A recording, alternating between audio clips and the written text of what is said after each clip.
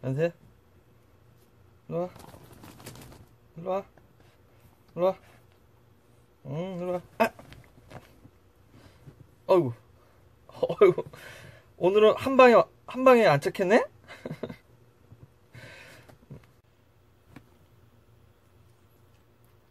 만세 모자는요, 다이소 가면 있습니다. 이제 큰 다이소. 이춘재가 초등학생 김양을 유류품 옆에 두었다라고 이제 자백을 했는데, 시신이 발견되지 않아서 논란이다. 그리고 이제 제가 전에 사이코패스 연쇄살인범들의 이제 등급을 나눈다라고 이야기한 적이 있잖아요. 그 이야기를 먼저 잠깐 해드릴게요. 등급을 어떻게 나눌까? 인기죠?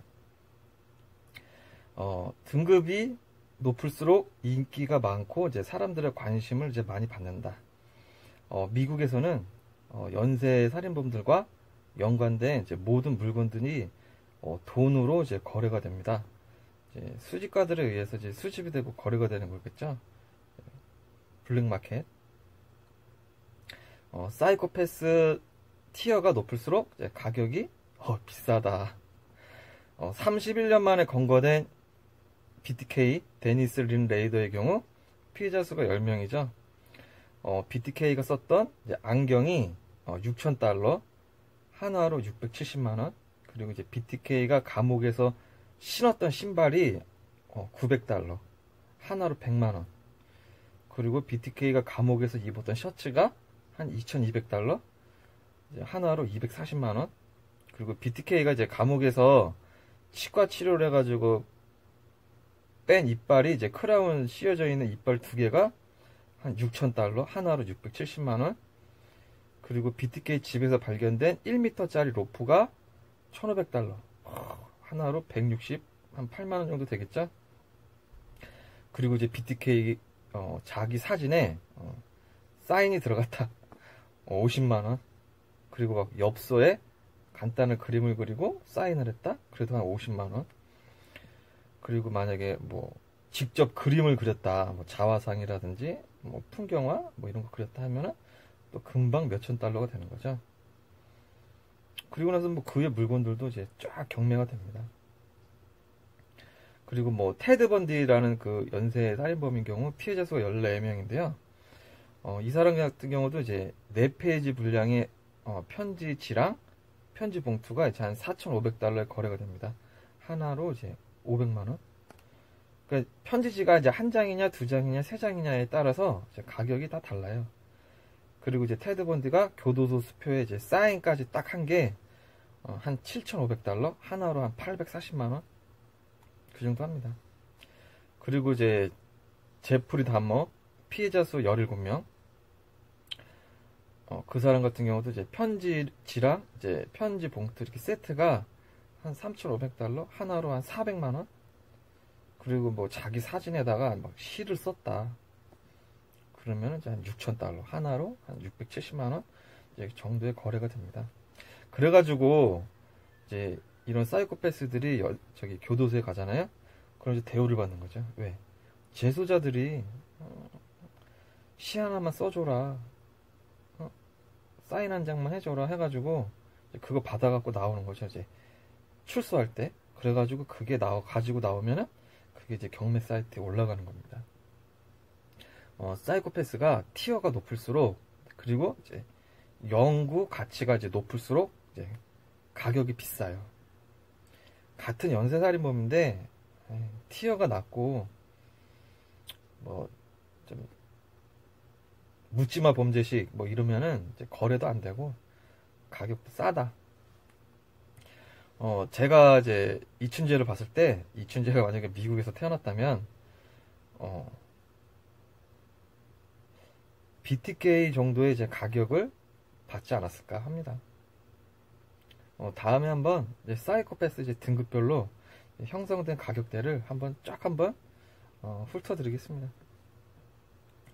오늘의 이야기는 그 전에 이제 바로 전 영상에서 잠시 잠바제비 얘기를 했잖아요. 결과를 알려드려야겠죠? 어느 날 잠바제비가요 깔끔하게 입고 BMW를 타고 나타났습니다. 그러다가 이제 금세 사라졌죠. 소문에는 건물주가 되었다? 뭐 그런 소문도 있는데 그 후로는 보지 못했습니다. 좋은 곳으로 갔겠죠.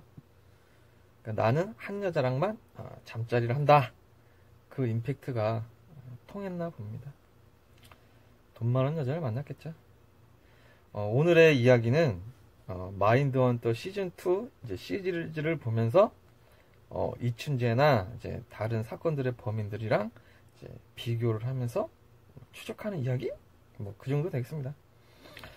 마인드 헌터 시즌2는 마인드 헌터 자체는 1970년대 초반에 이제 FBI 특수요원 존 더글라스와 이제 로버트 레이슬러가 36명의 흉악한 연쇄 살인범들과 이제 인터뷰를 하면서 그리고 이제 그들에게 피해를 당한 118명의 피해자들의 이제 자료를 수집을 해가지고 연쇄 살인범들의 이제 프로파일링을 프로토콜 뭐 양식이랑 이제 규칙에 맞게 체계를 정립해 나가는 그 실존 이야기입니다.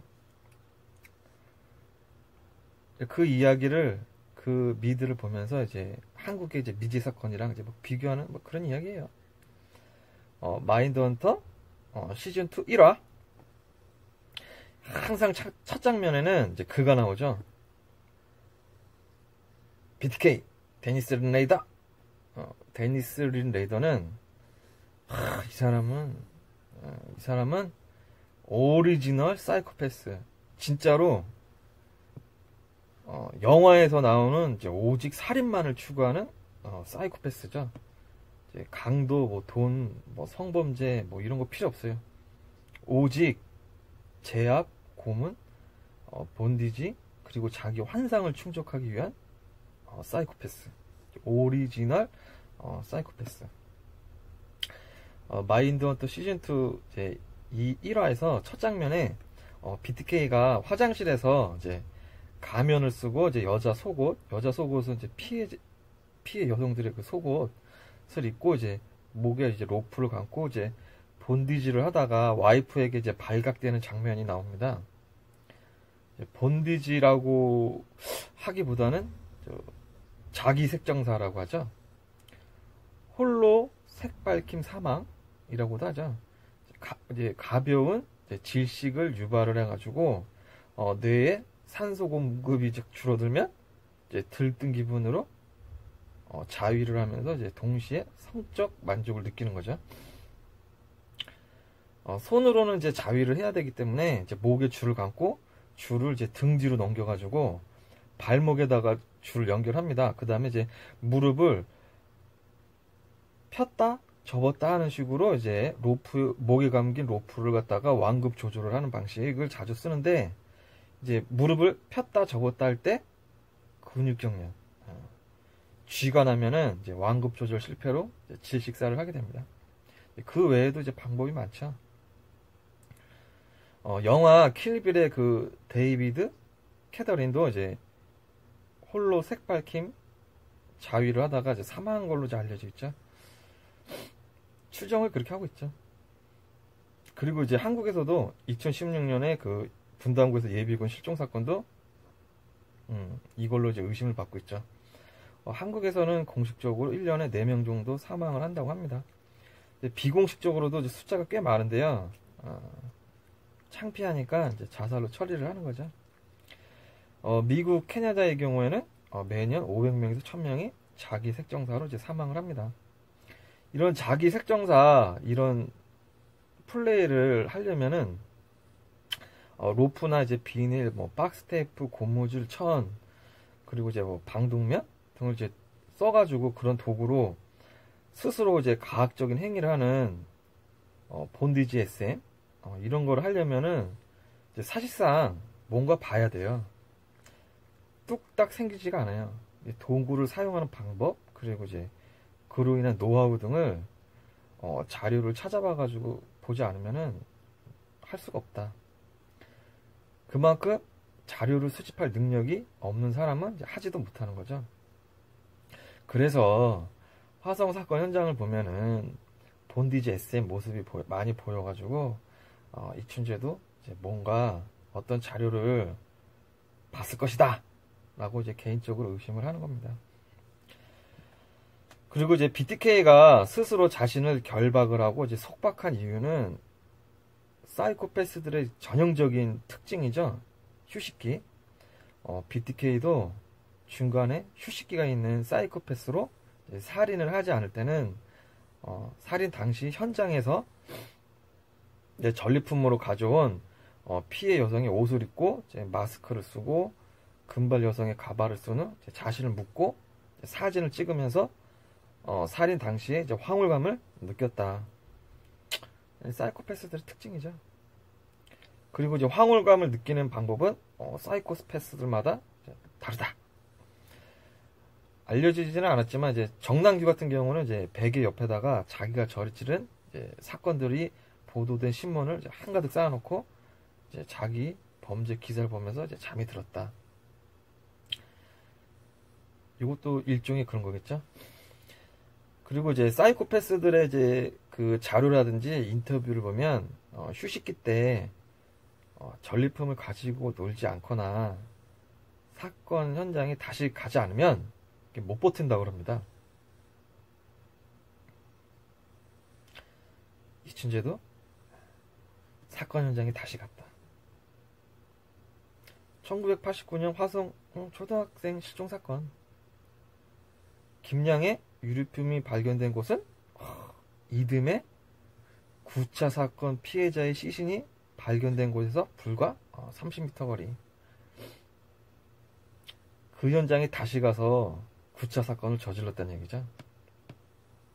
이춘재도 사건 현장에 다시 갔었다. 이춘재가 그러니까 어제죠. 어제 이제 MBC에서 이춘재가 이제 김양을 유류품 옆에 두었다라고 이제 자백을 해가지고 자백을 했는데 이제 시신이 발견되지가 않아서 또 논란이 일어났죠. 화성 사건을 보면 참 문제가 많아요. 그래서 한번 초등학생 사건을 한번 다시 한번 보겠습니다. 화성에서 8차 사건이 발생한 지 10개월 뒤에 이제 발생한 사건으로 사건명은 1989년 초등학생 실종 사건, 발생 날짜는 1989년 7월 7일 금요일 오후 1시경, 발생 위치는 화성군 태안읍, 당시 날씨는 맑음, 평균 기온이 23도에서 이제 30도, 피해자는 9살 김모양, 그리고 당시 행적은 학교 수업을 마친 후 이제 귀가 중 실종. 최초 발견자는 김양 흔적을 최초 발견한 사람은 이제 12월에 참새를 잡으러 나간 이제 마을 주민에 의해 이제 발견이 되었다. 현장의 지리적 특징. 5개월 뒤 야산에서 이제 유류품이 이제 발견이 되었는데 김양의 유류품이 발견된 야산은 이춘재의 집에서 불과 1km 떨어진 가까운 곳이었다. 냄새가 나죠? 김양의 유류품이 발견된 곳은 화성 9차 사건 피해자의 시신이 발견된 곳에서 불과 30m 거리. 그러니까 한마디로 이제 태안읍 병점월이 그 일대란 얘기죠. 그리고 이제 사체 유기 방법은 이춘재 스스로 유류품이 있던 바로 그 자리에 그대로 뒀다고 이제 자백을 했으나 시신이 발견되지 않았다. 증거품은 증거물이 좀 5점이라는 이야기도 있고 또 유류품이 10점이라는 이야기도 있습니다. 책가방, 그리고 치마, 또 어떤 곳에서는 또 청바지라고 그러죠. 그리고 이제 신발과 실내화가 이제 각각 1개씩, 그리고 여자 초등학생의 이제 속옷이 발견되었다. 증거품의 이제 감정 결과. 발견된 5점의 유류품은 이미 사라져서 DNA 분석도 이제 불가능한 상황. 경찰의 대응. 이제 속옷까지 이제 발견하고도 경찰이 단순 실종으로 이제 처리를 했고 가족들에게도 이제 알리지 않은 것으로 이제 드러났다. 이제 이춘재가 이제 자백한 내용은 당시 숨진 김양을 유류품 바로 옆에 함께 뒀다고 이제 진술을 했는데 그림을 그려가면서 이제 사건 현장을 자세하게 설명을 했다고 합니다. 현재까지 알려진 사건은 대략 이 정도입니다.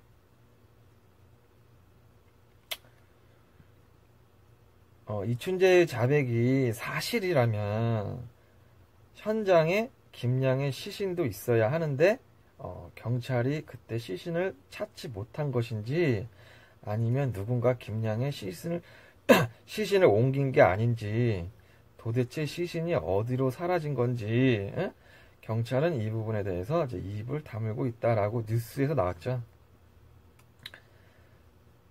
뉴스대로라면은 이춘재가 유류품 옆에 김양 시신을 두었는데 이제 시신을 찾지 못했다가 이제 문제가 되는 거죠. 그런데 시신이 아니라 김양의 유골이죠. 시신이라고 방송에서 이야기를 하면은 사람들이 오해할 수가 있어요. 시체인 줄 알고. 당시 7월에서 8월이면 한 열흘 정도면 이미 사람은 백골화가 끝납니다. 한여름이기 때문에.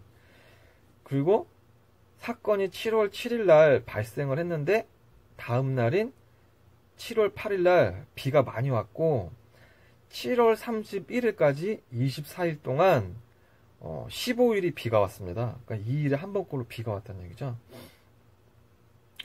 더더욱 유류품이 지금 5개월 후에 발견된 거잖아요. 5개월 후에 유류품이 발견됐으니까 이미 김양은 시신이 아니라 유골이 된 상태죠. 그 유골이 이제 온전하게 있었는가, 그것도 이제 문제인 거죠. 추정을 해본다면은 1. 경찰이 5개월 후 유류품이 발견된 장소에서 김양의 유골을 발견을 하고 사건을 이제 은폐시키기 위해서 유골을 수습을 해서 이제 유기를 했다. 2. 이춘재가 김양을 화성 3차 사건과 같은 방법으로 얇게라도 묻었다. 3. 이춘재가 김양을 화성의 다른 사건처럼 이제 은밀한 곳에 지용지물을 이용을 해가지고 풀, 나뭇가지 등으로 이제 덮어서 이제 유기를 했다. 뭐 이 정도 되겠죠. 그런데 이제 이춘재 자백에서 유류품 옆에 함께 김양을 뒀다고 했잖아요. 그런데 시신이 없어. 그런데 이제 이춘재 자백대로라면은 그 사건 현장이 유기장소잖아요. 그렇게 되면은 김양의 유류품이 현장 근처에 모두 있어야 합니다. 그렇잖아요. 거기에서 살해를 하고 그냥 그대로 유기를 했다면은 김양의 유류품이 그 현장에 다 있어야 되는데 5점만 발견이 되었다. 이게 좀 말이 안 되죠. 책가방, 치마, 실내화 각각 1개, 여자 초등학생 속옷. 그럼 나머지는 어디 갔어? 나머지도 있어야 되잖아요. 근데 그 나머지가 없다. 그리고 그날 온도가 23도에서 30도였으니 김양은 분명히 이제 반팔 상의를 입었을 것이고, 실내화가 있으니까 또 실내 가방도 있었을 확률이 높죠. 그리고 반팔 상의, 실내화 가방, 그리고 신발 한 켤레, 그리고 실내화 한 켤레, 그리고 뭐 김양의 뭐 양말, 이런 것들은 왜 현장에서 발견이 되지 않았나? 사건 발생 장소와 이제 유기 장소가 같다면은 유류품이 그곳에서 모두 발견이 되어야 하는데 현재 그렇지 못하다. 그리고 이제 일단 신발이 또 없어졌잖아요. 근데 신발이 없어졌다. 화성 2차 사건에서 구두가 벗겨진 채로 그 여성분이 한 150m 끌려갔잖아요. 그리고 이춘재가 자백을 안 했지만 그 수원 오목천 여고생 사건의 경우에도 사건 현장에서 50m 떨어진 지점에 이제 신발 한 켤레가 이제 던져져 있었습니다. 그게 왜 거기에 던져져 있었는지 그거를 지금 모르는 거죠. 그리고 이제 오목천이 7월 3일 이춘재의 집에서 6km, 그리고 화성 초등학생이 7월 7일 이춘재의 집에서 1km. 두 사건의 간격은 4일. 그러니까 예전에 2일짜리 간격이 있는 사건이 있었고, 그 다음에 8일짜리 간격이 있는 사건이 있었고, 요거는 또 간격이 4일이다. 물론 오목천 여고생 사건이 이제 이춘재가 자백을 안 했지만 그게 냄새가 난다. 이상한 놈이야. 물론 유류품이 5개월 후에 발견이 되었으니 그 유골이 바람이라든지 장마철, 그리고 7월에서 12월 그 5개월 동안 장마가 또 왔을 거 아니에요. 그걸 내가지고 막 흙으로 덮이거나 해갖고 유골이 유실이 될 수가 있어요. 그리고 유류품 발견 장소가 9차 사건이 발생한 장소에서 이제 30m 떨어진 곳이기 때문에 태아는 0.5리 그 일대잖아요. 그 일대가 소나무가 빽빽하게 들어서 있는 야산, 대낮에도 이제 사람들 왕래가 통행이 없는 으슥한 오솔길이잖아요. 으슥한 오솔길이고 왕래가 없는 길이니까 이제 마을 주민이 5개월 동안 발견을 못한 거겠죠. 그 장소 자체가 유기 장소가 될 수가 있는 거죠. 사람들이 왕래를 안 하니까 굳이 덮을 필요도 없는 거죠. 이 길을 9살짜리 초등학생이 혼자 가지는 않았을 것이고, 혼자 거기 가지 않았을 거야 아마. 9살짜리가 무서워가지고. 그리고 이제 더 이상의 자료는 없지만 그래도 이제 영상을 보는 분들을 위해서 그래도 이제 결론을 좀 내려드려야 되잖아요. 경찰이 유골을 몰래 수습해서 유기를 했다? 그럴 수도 있죠. 그래도 일단 경찰이 사건에 개입을 하면요, 사건을 볼 수가 없어요. 그래서 일단 경찰이 잘못한 거는 일단 제껴놓고 그냥 사건 현장만 봤을 때 일단 현장에서 유류품이 모두 발견되지 않은 점으로 보아서 사건 발생 장소와 유기 장소는 다르다. 이춘재의 숨기는 습성, 그리고 이제 어린 아이라서 운반이 쉬운 점을 들여서 이춘재가 이제 다른 곳에 유기했을 것으로 추정을 합니다. 그리고 이제 89년 7월이면 이제 아직 포크레인 기사로 청주를 왔다 갔다 하는 시점이 아니라 이춘재가 진안리에 살던 시절이에요. 이놈이 화성에서 살던 그때 벌인 사건들을 보면요, 다 숨겨요. 그러다가 이제 청주랑 수원을 왔다 갔다 하면서 건설 노동자를 일을 하면서 왔다 갔다 하면서 사건을 일으킨 사건들은 유기를 안 하고 내던져 놓습니다. 생각하면 이제 끔찍하지만 김양의 상의로 김양을 결박하지 않았을까 합니다. 비하인드로는 9차 사건의 이제 피해자 김양이 이춘재가 다닌 중학교 후배죠. 그러니까 이춘재가 그 오솔길을 잘 알고 있다는 얘기죠. 이춘재는 사건 발생 야산의 지리를 매우 잘 알고 있을 가능성이 크다. 왜? 같은 중학교를 다녔으니까. 또 그 중학교가 축구선수 박지성이 졸업한 중학교입니다. 다시 이제 마인드 헌터로 와서 BTK 아내가 이제 발각되는 부분이랑 BTK의 전리품 부분에서 BTK와 이제 한국의 이춘재가 저 같은 경우에는 비슷하게 의심되는 부분이 있어요. 첫 번째, 데니스 린 레이더는 아내와의 결혼 생활 34년 동안 자신이 연쇄살인범 BTK임을 발각이 되었을까?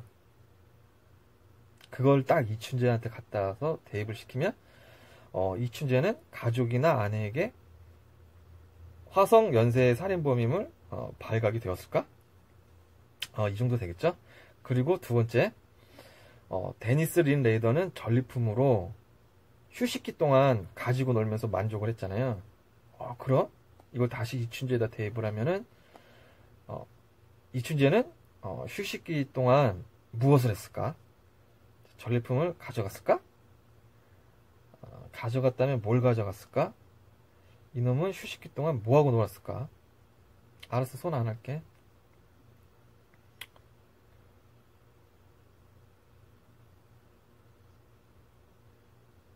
마인드헌터 시즌2 1화에서 BTK가 이제 아내에게 이제 발각되는 장면이 첫 장면인데, 실제로는 BTK가 이제 아내에게 발각이 되었다는 증거는 없어요. 2000년 2월 25일 이제 체포가 되는데 5개월 후인 2005년 7월 26일에 BTK 아내 폴라가 신체적, 정신적으로 이제 고통스럽다라는 이유로 이제 긴급 이혼을 신청을 했고, 법원은 이제 즉시 이혼을 허가를 해줍니다.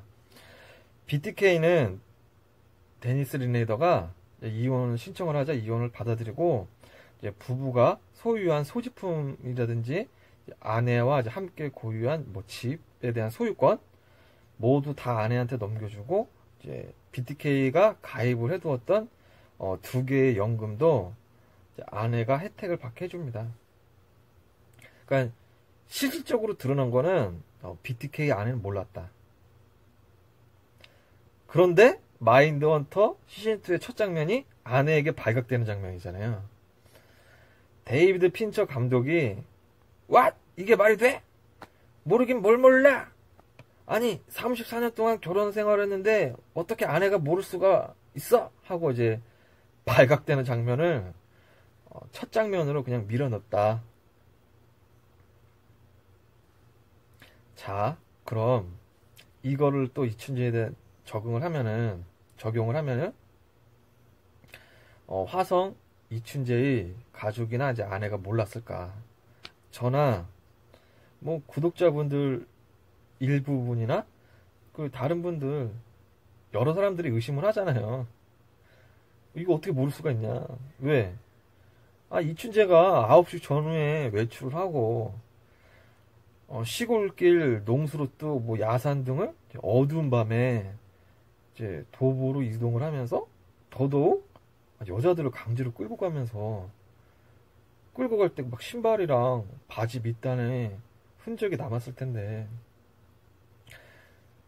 그리고 이제 성범죄를 저지르고 유기를 하면서도 이제 바지나 뭐 옷 밑도리 등에 뭔가 묻을 흔적이 있잖아요. 뭐 풀떼기라든지 뭐 집단떼기, 뭐 들깨단, 들깨 이런 거. 그리고 이제 비 오는 날 사건을 저질렀을 때는 옷도 젖었을 것이고 그런 흔적이 있었을 것인데,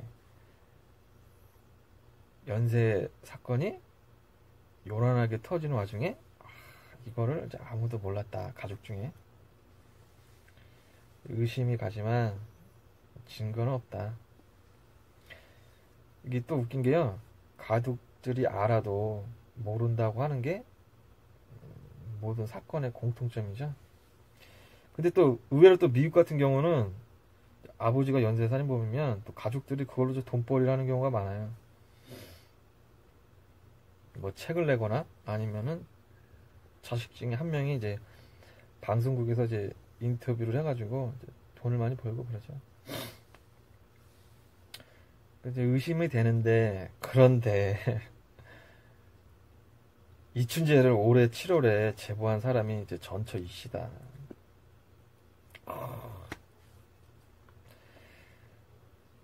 전처 이씨랑 1991년 7월에 혼인신고를 하고 1993년 12월에 전처 이씨가 가출을 하잖아요. 그러면 결혼생활 2년 6개월 만에 이춘재는 아내에게 발각이 되었다? 뭐 일단 표면적으로는 그렇죠. 전처 이씨가 제보를 했으니까. 그런데 여기서 문제가 있어요. 1991년 7월 혼인신고할 때부터 1993년 12월 전처 이 씨가 가출할 때까지 사건이 없어. 사건이 없다. 결혼생활 2년 6개월 동안 사건이 없는데 전처 이 씨는 뭘 보고 이제 눈치를 챘을까? 물론 중간에 1992년 6월 25일 목요일 청주 복대동 20대 가정주부 사건이 있어요. 있어서 이제 의심이 가는데 이춘재가 자백한 15건의 사건에는 복대동 가정주부 사건이 현재는 들어가 있지 않다. 요놈 봐라. 복대동 사건을 빼면 결혼 기간 내에 사건이 없다. 말이 안 되잖아요. 사건이 없는데 전처 이 씨는 뭘 보고 올해 7월에 이제 제보를 했을까? 뭐 여자의 촉? 아니면 뭘 봤나? 뭘 봤을까? 뭘 봐야 눈치챌 거 아니에요? 아니면 뭐 부부관계 중에 막 결박을 하고 그 와중에 이춘재가 실수로 은영 중에 이제 화성 사건에 대해서 말을 했나? 근데 또 왜 33년 만에 제보를 했을까? 이 부분도 좀 미스테리죠. 가석방이 나올까봐 무서워서 그랬나? 일단 어떻게든 전처 이 씨는 눈치를 챘다. 그러니까 제보를 했겠죠. 그리고 이제 두 번째, 데니스 린 레이더는 전리품으로 이제 휴식기 동안 가지고 놀면서 이제 만족을 했다. 그럼 이춘재는 휴식기 동안 무엇을 했을까? 전리품은 가져갔을까? 휴식기 동안 뭘 하고 놀았을까? 저 같은 경우는 이제 이런 사건들을 보면요, 이놈이 전리품으로 이제 뭘 가져갔을까가 이제 제일 궁금해하고 제일 먼저 그걸 찾아봐요. 일단 알려진 거는 미수 사건에서 이제 이춘재는 돈을 가져갔고 이제 껌도 가져갔잖아요. 그리고 화성 4차 사건에서 시계와 반지를 가져갔고, 그리고 수원 여고생 사건에서 시계 가져갔고, 그리고 청주 가경동에서 반지를 가져갔다. 일단 드러난 것만 시계 2개에 반지 2개. 그러니까 뭔가 가져가는 놈인데,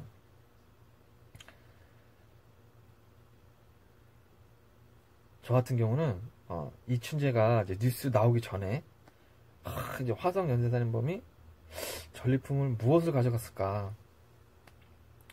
그런 고민을 많이 하잖아요, 상상을.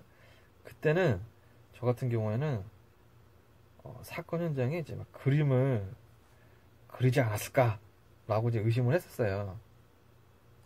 왜냐? 그 당시에 카메라가 어딨어? 그리는 거지. 기억하려고. 그리고 이제 그림을 그렸던 이제 사이코패스들이 있었으니까. 그때 은근히 또 사이코패스들이 그림을 또 잘 그려요.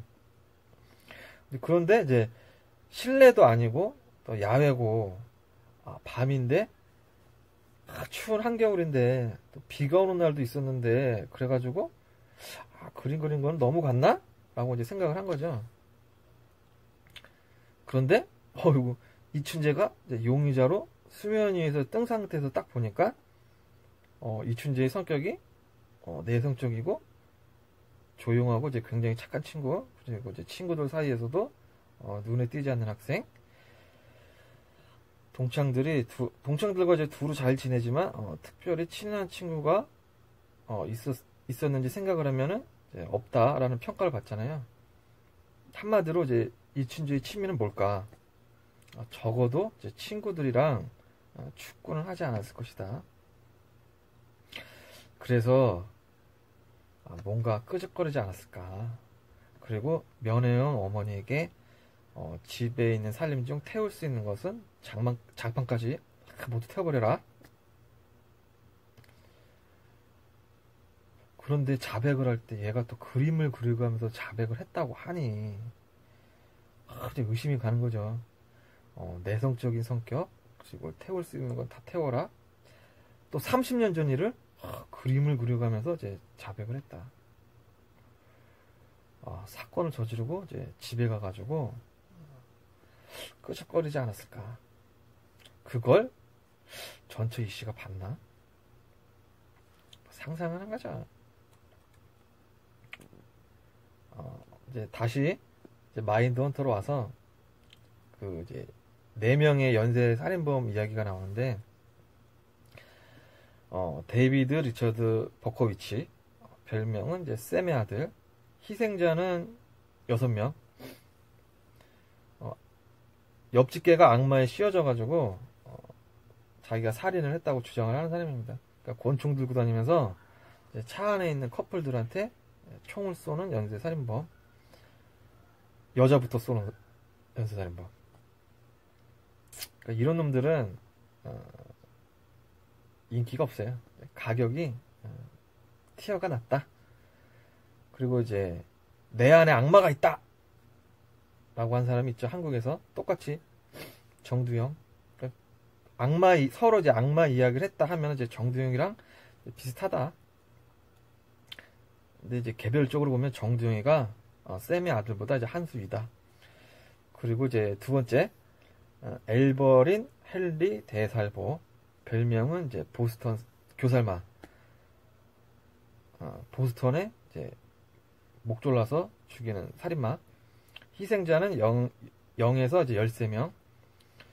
이 사람은 또 특이하게도 살인 혐의로 유죄를 받은 적이 없는데 감옥에서 사형 선고가 된 사건이죠. 그러니까 미국도 이제 실수를 많이 한 거죠. 그리고 세 번째가 이제 에드먼드 컴퍼, 별명이 여대생 도살자, 희생자가 10명. 자동차를 개조한 후에 여자들, 히치하이커들을 이제 차로 유인한 후 이제 참수. 피해 여성 중 여중생이 1명 있는데 한국계죠. 이 아가씨도 살아날 수 있었는데 그냥 얼타다가 너무 안타깝게 죽었죠. 자동차를 개조를 했다. 한국으로 따지면 강호순. 그리고 네 번째가 이제 리처드 스펙. 희생자 수가 8명 이상. 이놈은 간호학교 기숙사에 침입을 해가지고 간호사 8명을 이제 한 방에 몰아놓고 이제 한 명씩 불러내가지고 하룻밤에 모두 살해를 합니다. 그러니까 8명이 그 한 명한테 저항할 생각도 못한 거죠. 그래갖고 한 명씩 끄집어내서 8명을 전멸을 시켰다. 이 사람들이 아마 시리즈가 계속 나가면서 각자 인터뷰를 할 거예요.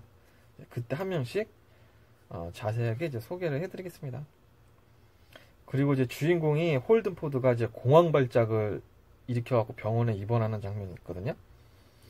그 장면이 왜 나왔느냐. 이제 실제로도 그 장면이 없어요. 없는데 감독이 연출을 한 거죠.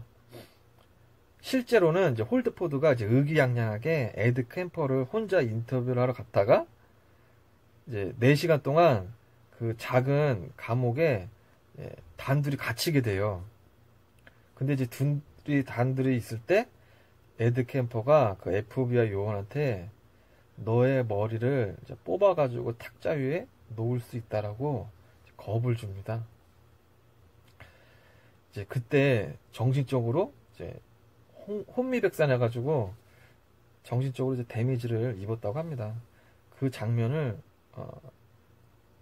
고의적으로 이제 병원으로 입원한 걸로 이제 연출한 것으로 보입니다. 그 후로 이제 프로파일러들이 연쇄 살인범들을 만날 때는 혼자서는 안 가죠. 사고가 날 수 있으니까.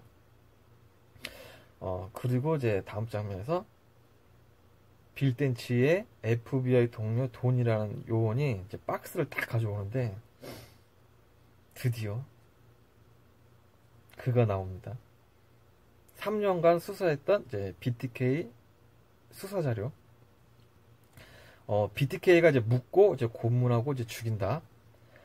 BTK 사건은 이제 위치타에서 발생을 하는데 이제 위치타 경찰이 이제 FBI에게 자문을 구하기 때문에 그 자료가 현재 FBI 요원인 이제 빌 텐치한테 오게 되는 거죠. 그래갖고 이제 현재 BTK의 희생자는 몇 명이냐, 몇 명으로 예상을 하느냐 이제 물어봤더니 돈이 한 7명으로 본다. 희생자가 7명이면 실제로는 1979년이다. 그러므로 마인드헌터 시즌2의 시대적 배경은 1979년이 되는 거죠.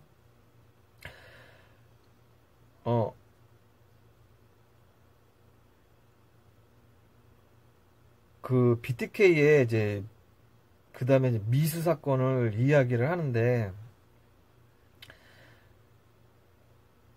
정말 무서운 사이코패스의 이제 모습이 보여지죠. 그래도 이춘재는 이렇게까지 하진 않았잖아요. 그 미수 사건이 어떤 내용이었냐면요.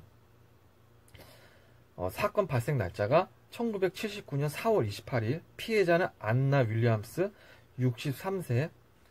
당일 안나 윌리엄스가 이제 댄스 모임에 갔다가 평소보다 늦게 집에 귀가를 한 거죠. 귀가를 했는데 집에 와보니 전화선이 끊어져 있고 물건이 몇 개 없어졌어.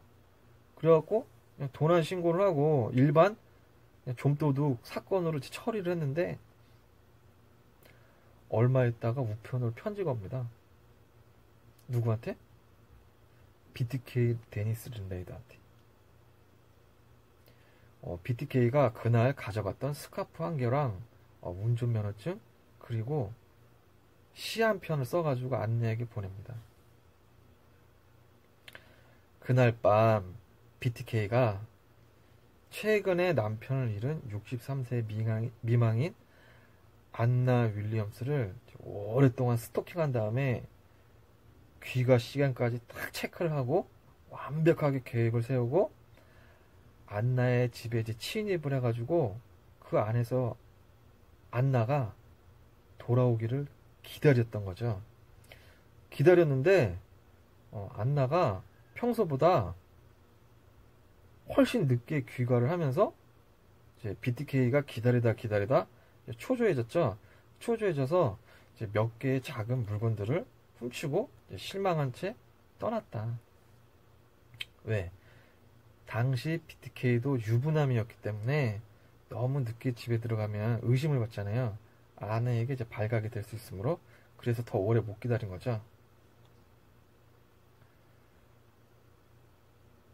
그래가지고 미국 1티어 이제 사이코패스가 이 살인 미수에 대해서 이제 너무 아쉬움을 가지고 안나에게 이제 편지를 보낸 거죠. 그 시 내용을 한번 제가 읊어드릴게요. 그 사이코패스 연쇄살인범이 그 살인 미수가 나왔다고요. 그 상대방한테 시를 써보냈다? 이거는 전 세계에서 유례가 없는 일이죠. 시를 한번 제가 읊어드릴게요. 오, 안나, 왜 나타나지 않았죠?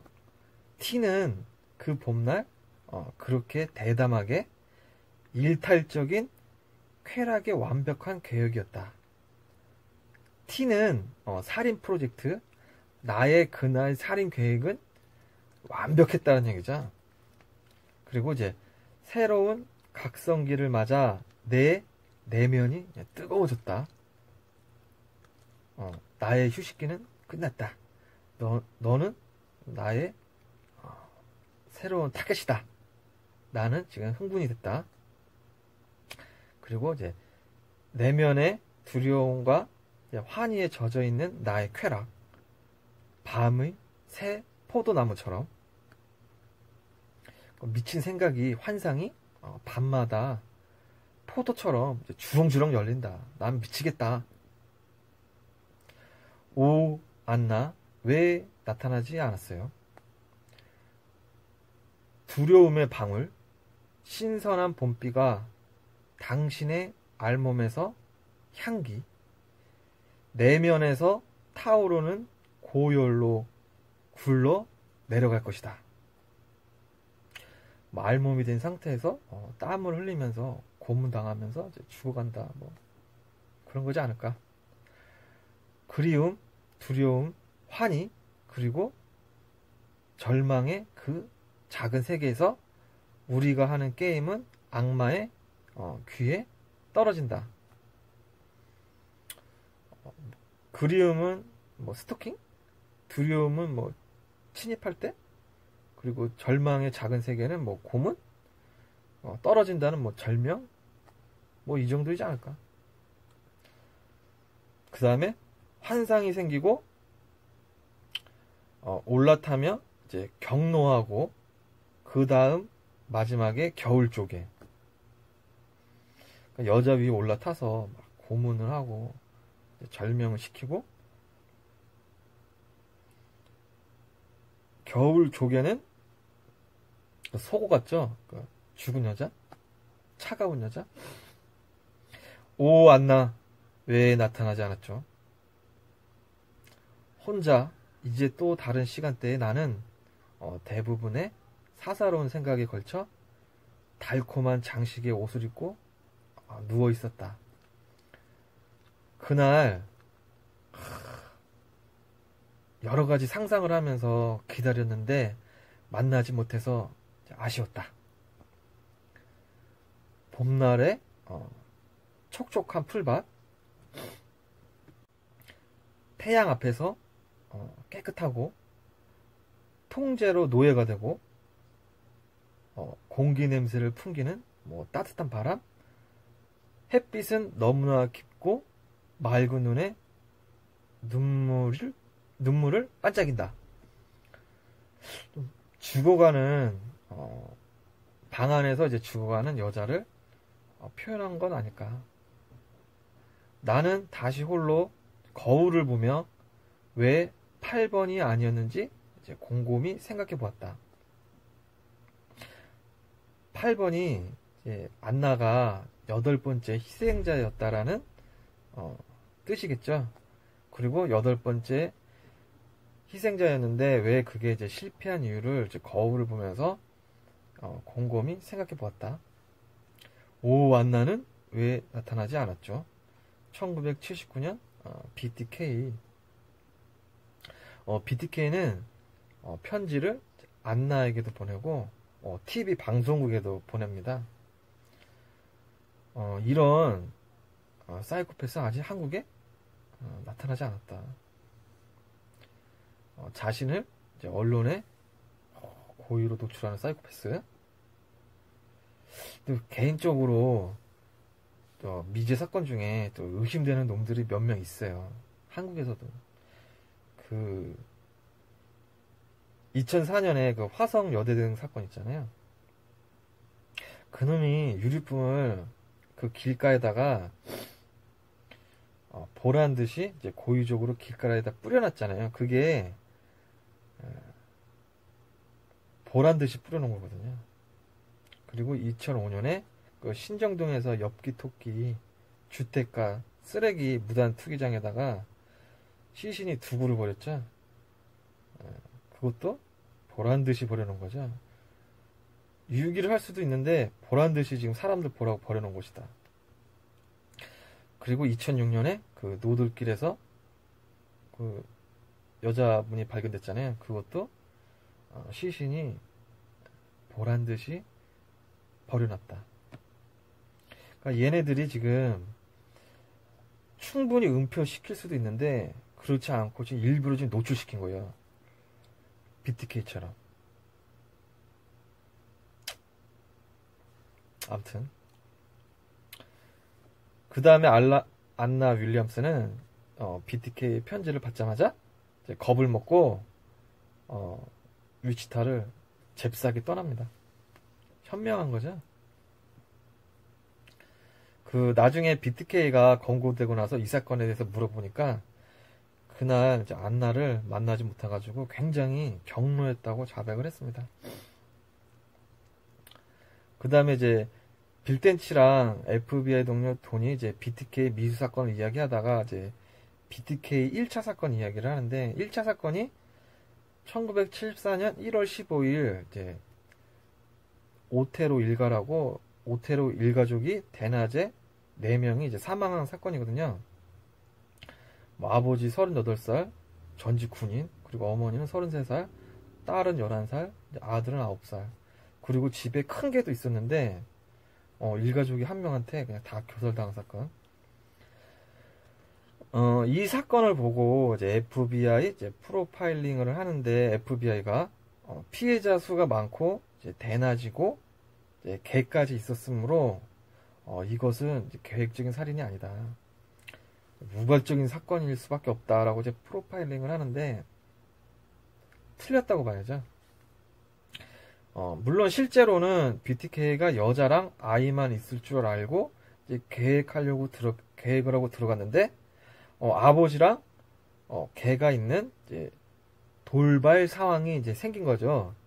그 돌발 상황을 사이코패스가 이제 극복을 했다. 계략을 써서 이제 돌발 상황을 극복을 했다는 얘기죠. 그리고 이제 1차 사건에서 특이한 모습을 이야기를 하거든요. 피해자들의 머리에 비닐봉지를 씌운 후 티셔츠 2장을 덮어놓고 매듭으로 묶어놓은 장면.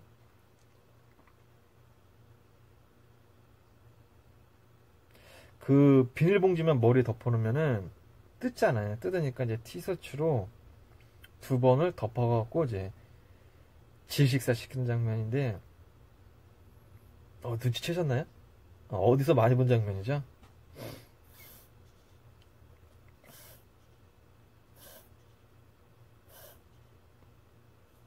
왜 그래? 만세 왜 그래? 왜 그래? 어디서 많이 본 장면이죠? 검은 봉지를 씌우고 또 뭔가 씌웠다. 이춘재의 청주 처제 사건. 처제의 머리에 비닐봉지를 씌운 후 다시 머리에 청바지를 씌워놓고 매듭으로 묶었다. BTK랑 이춘재의 이 둘은 같은 장르의 사이코패스다. 그리고 1차 사건 이후 2달 후에 이제 경찰에 이제 BTK가 편지를 보내는데 이제 사건에 대해서 범인만 알 수 있는 자세한 것까지 이제 언급을 해버립니다. 그리고 놀란 위치타 경찰이 이제 FBI한테 연락을 해갖고 자문을 구하죠. 그러자 FBI는 이 편지는 정황상 진짜고 이 연쇄 살인범이 다시 살인할 계획 확률이 높다라고 이제 조언을 하고 편지는 대중에게는 이제 공개하지 말라고 조언합니다. 왜? 언론에 알려져갖고 이제 이게 또 화제가 되면은 연쇄 살인범을 이제 부추기는 결과가 돼서 희생자가 더 나올 수가 있으니 그런 조언을 했겠죠. 그리고 1차 사건 이후 3번의 살인을 더하는데 1974년 4월에 이제 캐서린 브라이어트 이것도 추정을 하는 거죠. 그리고 1977년 3월에 셀비 바이언, 그리고 1977년 12월에 낸시 폭스. 그래서 현재 피해자 수는 1차 사건 때 4명, 그리고 3번 더 살인을 했으니까 총 7명. 그래서 안나에게 보낸 시 8번째가 그래서 8번이었다. 그러니까 안나 사건이 만약에 일어났다면은 1, 2, 3, 4, 5차 사건이 되는 거죠. 자, 그런데 BTK가 1978년 이제 방송국에 편지를 보낸 내용 중에 피해자 7명 중에 6명은 이름으로 언급을 해요. 왜 이름을 언급하냐? 이놈이 갈 때마다 그 운전면허증이랑 이런 걸 챙겨갔어요. 전리품으로. 그래서 이름을 알아. 그리고 그 여자들한테 그걸 또 다 물어봐요. 이걸 떨어뜨려요. 계략을 써가지고. 그런데 5번째 피해자의 동기는 니들이 맞춰봐! 이렇게 편지를 보냅니다. 그러니까 1차 사건의 피해자가 4명이었으니 5번째 피해자는 2차 사건이 되겠죠. 1974년 4월에 이제 캐서린 브라이어트. 근데 여기서 문제가 뭐냐면은 캐서린은 결박을 당했지만 교살이 된 게 아니라 이제 칼에 찔린 거죠. 칼에 찔려갖고 살아야 되는데 그래서 FBI가 이제 동일범으로 확신을 못하는 상황이죠. 자, 범인은 교살범인데 칼을 써서 살해를 했기 때문에 이게 동일범인지 아닌지 FBI가 이제 알쏭달쏭했다. 어디서 많이 본 장면이죠. 이춘재 1차 사건 전 7건의 강간 사건 알쏭달쏭. 그리고 1987년 수원 여고생 사건도 이거 화성이 아니야, 지역이 달라, 알쏭달쏭. 그리고 1988년 8차 사건 이거 노상이 아니라 집이야, 알쏭달쏭. 그리고 1989년 초등학생 사건 이거는 대상이 달라, 알쏭달쏭. 그리고 1991년 청주 가경동 여고생 사건 이것도 지역이 달라, 알쏭달쏭. 1991년 청주 남주동 사건 이것도 수법이 다르네, 알쏭달쏭. 그리고 1991년 화성 10차 사건도 이것도 수법이 달라, 알쏭달쏭. 지역이 다르다, 수법이 다르다, 대상이 다르다는 이유로 사건을 서로 이렇게 연결시키지 못한 거죠. 그거는 한국이나 당시 미국 FBI도 다 똑같았다. 그 당시에 미국의 그 FBI가 그 전문가들이 BTK 프로파일링을 하잖아요. 다 틀렸어요. 맞은 사람이 없어. 그만큼 어려운 거죠. 못 잡아요. 티어가 높은 놈들은 스스로 실수하기 전에는 잡을 수는 있겠지만 잡기가 굉장히 힘들어요. 그리고 이미 또 잡았다 하면 이제 이미 희생자가 많은 상태죠. 이춘재가 막 연쇄살인을 했지만 그렇다고 해서 경찰한테 편지를 보내지는 않았잖아요. 그런데 BTK는 편지를 여러 번 보냈는데도 FBI는 검거에 실패를 했다. 그만큼 잡아내기 힘든 거죠. 그런데 그 이춘재가 저번 달에 딱 용의자 확정이 됐을 때 제가 첫 번째 영상에서 대한민국 경찰들 이번에 완전 그냥 기립박수를 받는다 이렇게 영상을 올렸었거든요. 왜? BTK가 검거됐을 때 31년 만에 검거됐을 때 그 미국 경찰 있잖아요. 국민들로부터 기립박수 2번 받고 전 세계에 그 영상이 다 나갔어요. 전 세계에 송출됐어요. 그래서 와, 대한민국 경찰 이번에 완전 대박 쳤다 라고 했는데 한 달이 됐는데 이거는 무슨 완전 한국 경찰 이거 완전 난리 났죠. 그게 왜 그러냐. 한국 경찰이랑 미국 경찰도 이춘재는 33년, BTK는 31년이야. 둘 다 프로파일링 수사 다 실패했어. 실패를 했지만 한국 경찰은 그냥 한쪽으로 접어놨고 미국 경찰은 계속 추적을 한 겁니다. 계속 추적을 했고 결국에 한국 경찰은 제보로 잡은 거고 미국 경찰은 자기 스스로 잡았어. 31년 동안 추적을 해가지고. 그게 다른 거죠. 그게 다르고 결정적으로 그 당시 미국 경찰도 강압 수사를 했어요. 미국 경찰도 강압 수사를 하지. 강압 수사 안 하는 전 세계 경찰이 어딨어. 연쇄살인범을 잡는데. 그런데 한국은 강압 수사를 했더라도 이게 범인이 아니다 싶으면은 풀어줬어야지. 그거를 왜 아닌 걸 갖다가 왜 그걸 갖다가 조작을 해가지고 감옥을 보내갖고 이 사단이 나느냐. 미국 같은 경우도요, 강압 수사를 해가지고 용의자로 선정이 돼갖고 그 사람 막 작살 내놨어요. 작살 내놨는데 그래도 빨리 풀어주고 그 사람은 뭐 굉장한 보상을 받았죠. BTK가 잡힌 다음에. 그랬지만 미국은 잡아 넣지는 않았어요. 조작을 해가지고. 근데 한국 경찰은 그걸 했다. 그래서 한국 경찰이 기립박수를 못 받는 거예요. 아쉽죠? 저는 전율을 느꼈어요. 이춘재 용의자로 떴을 때. 야, 대한민국 경찰이 끝내 해내는구나. 근데 그게 아니었어. 배드카.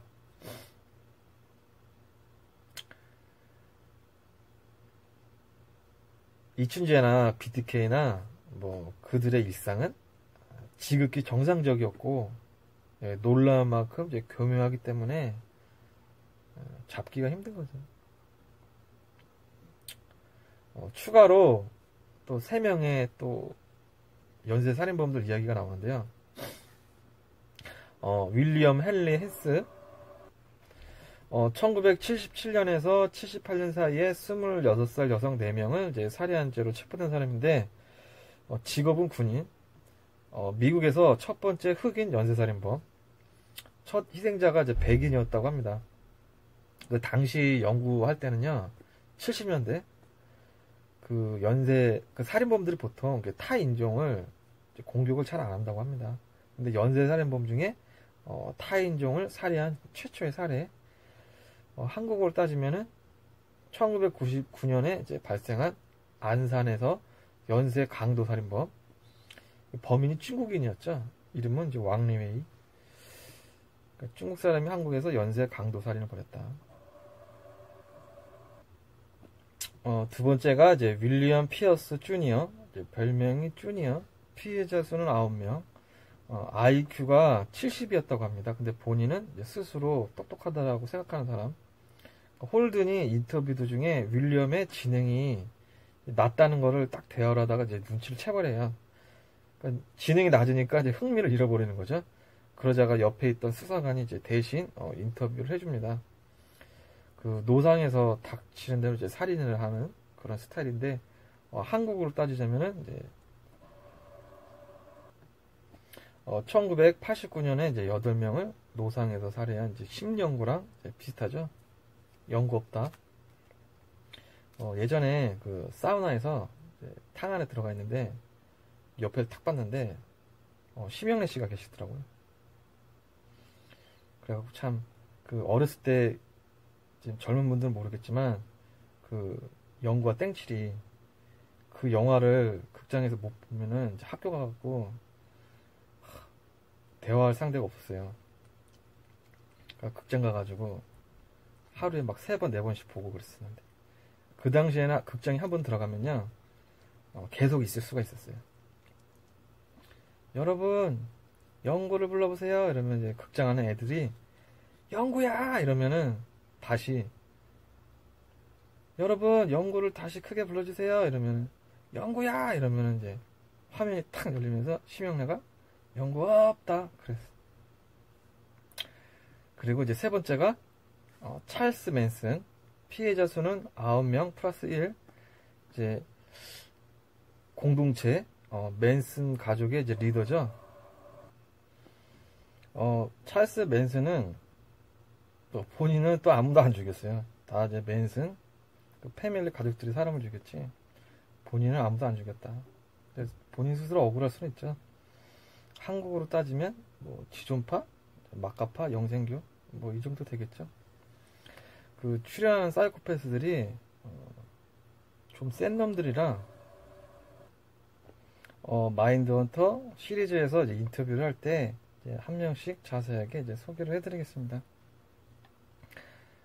외국의 사이코패스들이랑 또 한국의 이제 사이코패스들이랑 비교를 해보면요, 또 공통점 부분이 있어요. 그리고 사실상 외국에 그 전에는 뭐야 우리 먹는 것도 다르고 생활하는 수준도 다른데 뭐 다르지 않을까 했는데 미국 애들이 잘해. 그리고 이제 마지막으로 제가 좋아하는 여주인공 윈티카가 자꾸 이제 여자 반대터를 쳐다보는 게 심상치가 않다. 제가 요즘 여성 호르몬이 많이 나와가지고 좀 말이 좀 많아졌습니다. 그럼 다음 시간에 뵙겠습니다. 만세야, 끝났어. 아이고 끝났어. 만세야, 촬영 끝났어. 간식 먹자. 어이구 닭가슴살.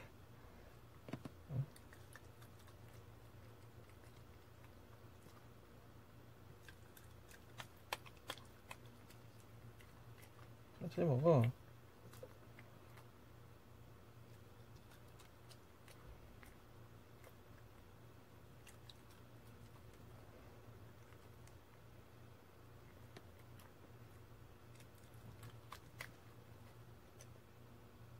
한 번에 주면은 너무 급하게 먹는데.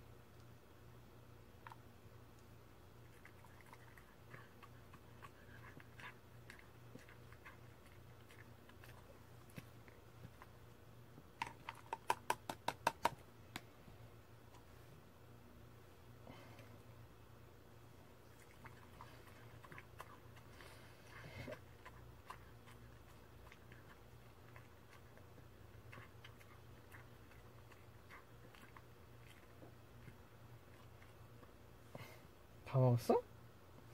물 먹으러 가자. 그럼 또 다음 영상에서 뵙겠습니다. 안녕.